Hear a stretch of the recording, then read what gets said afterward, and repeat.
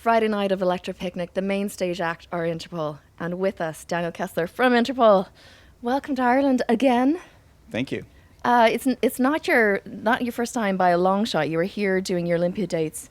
Was it October, November? October. You did a few nights. Wrong. It was December.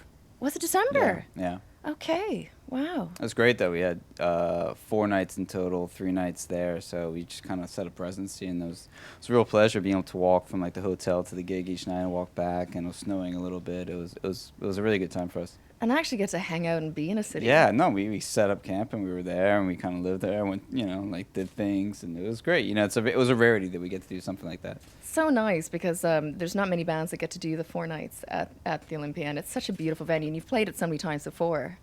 Yeah, it was 3 nights, but we had 4 nights in town. We had a day off too. Cool. Yeah, I mean it's an incredible venue. There's nothing like it anywhere, and there's nothing like really playing like in Ireland and Dublin. It's like some of our best fans in the world. So it was a real pleasure. It was a real treat, and it was towards the end of the tour. So it was kind of nice to get to that last week and have something like that for you.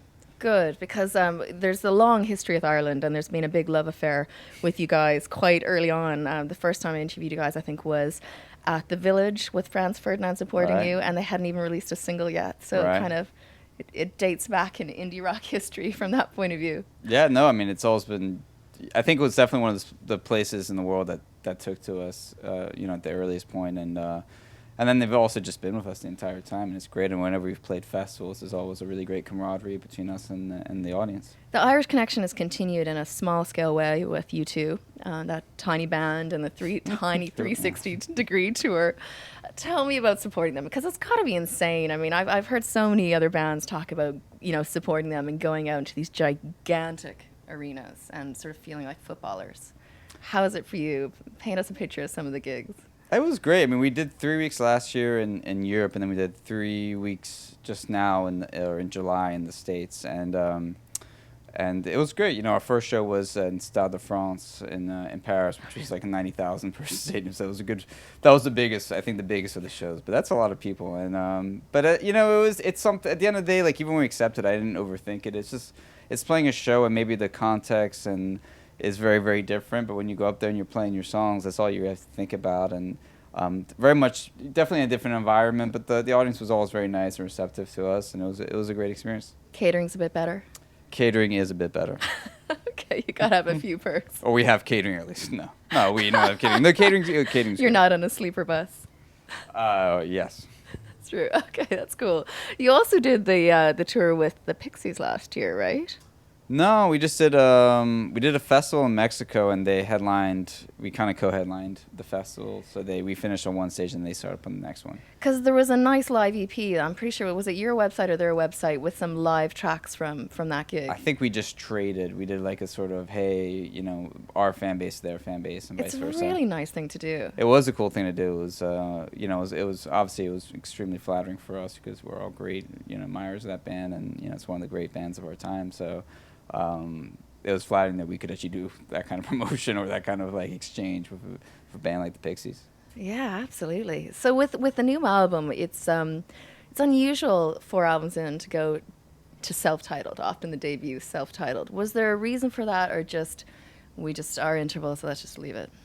I think it just felt right to us. It was something that we were just exchanging potential title ideas one day while writing the record, and then I think Paul was the one who said, how about self-titled? And it was the first one that was put on the table that we all kind of took seriously. And it was about, also for the same reason that you mentioned, it's not often you hear that on a record after your first record. But I think that's what we liked about it. We've already had a few records with sort of long titles to it, and we felt like let's just do something very, very simple and let the music speak for itself. And it's still going. I mean, amazing to have an album that came out in September, still releasing these try-it-ons, just being released here, and the remixes. Is that a side that you get involved in? Like, are you interested in the remix side, or is that just... I am. Yeah, I am. Okay. I'm really into it, and we're fortunate we work with like a really great record label, and so they have really good taste, and we can exchange potential people that we'd like to have remix our tracks. So and is that through Matador more so, or Co-op? Because I know it's kind of split here your is Co-op more here. through Co-op, but Matador, is totally into the concept as well. But it was a bit more maybe driven for the try it on with the Co-op people. But it's great though. It's great. It's also not trying to look at the maybe conventional people to do remixes, but people who are kind of maybe up and coming, or people just kind of there, and yeah, I'm really into that stuff. And some of the remixes I think came out great. I mean, they all came out great, but I was really happy with them. Okay, cool. So do you think you'll do a few more, or do you think that the album cycle's kind of... Well, we'll definitely wind down a little bit. We've been touring for like 14 months, and it's been pretty heavy. So I think the album cycle is probably winding down. We might, you never know though. We might have something up our sleeve here and there, and in the form of remixes. Okay, and then might you actually get to spend time with your friends and family for Christmas? Is that the plan?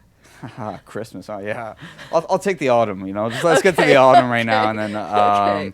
yeah, I think so, and it's gonna be nice, if they'll have me. Like, hi, my name's Daniel. Yeah. Yeah. Got to do some mending there. You might have seen my footwork on stage.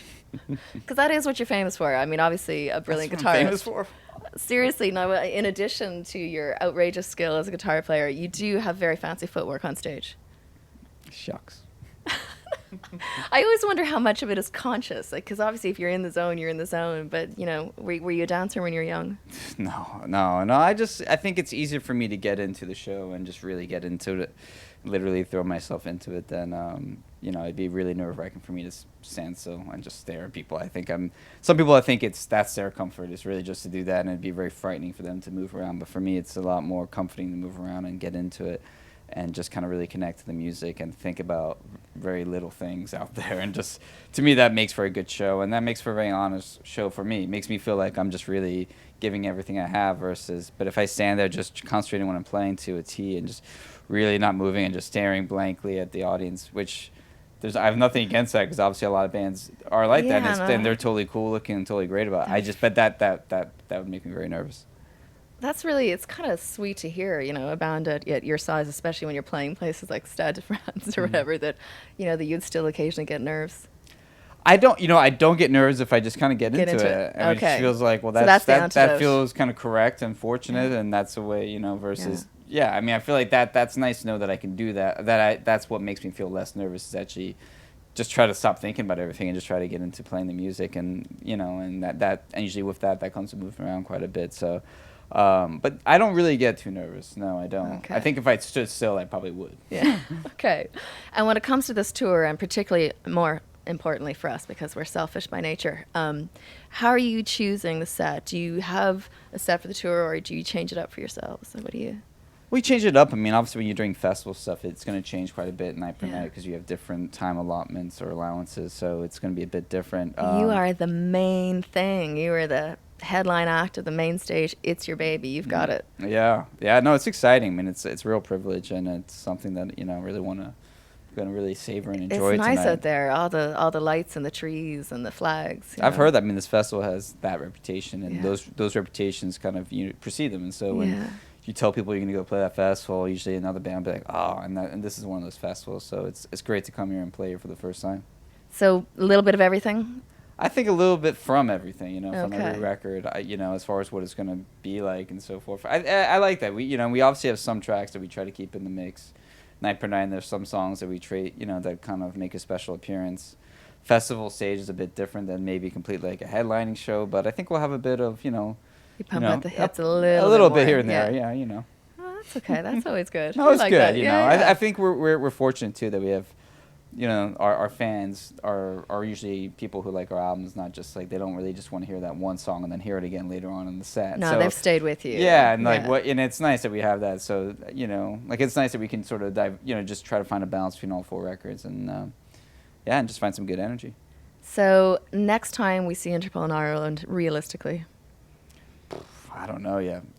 I kind of like that. I feel like we got to do the 3 nights in Dublin in December, and now we're back again to finish our European tour, and it's cool to be here. I mean, it's like great to finish it here. It really felt nice to think about that this morning. This is after 4.5 weeks being on tour, that this is the last show tonight on this particular tour.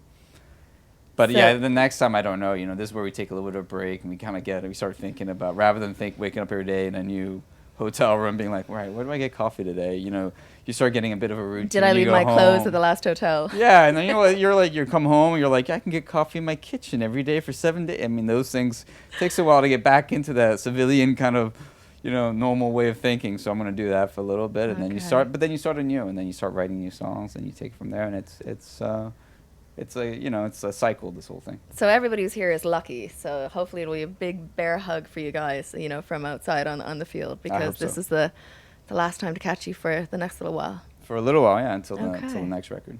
Oh, I'm really looking forward to it. I think it'll be amazing out there. So thanks for coming in, Daniel. Hey, pleasure.